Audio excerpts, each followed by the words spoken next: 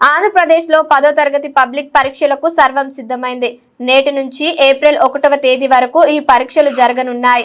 రాష్ట్ర వ్యాప్తంగా మొత్తం 6,40,916 మంది విద్యార్థులు ఈ పరీక్షలకు హాజరు కానున్నారు.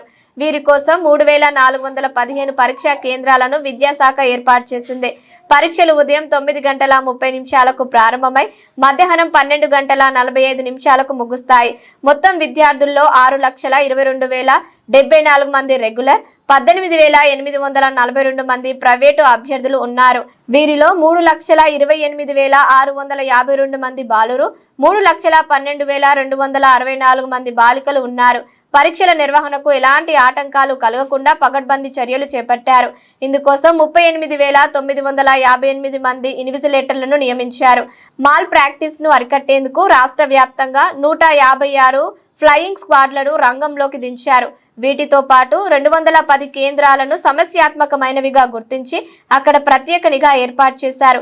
విద్యార్థులు ఉదయం 8:30 నుంచే పరీక్షా కేంద్రంలో రిపోర్ట్ చేయాలని అధికారులు సూచించారు. ఉదయం 10 గంటల తర్వాత ఎట్టి పరిస్థితుల్లోనూ లోనికి అనుమతించబోమని స్పష్టం చేశారు.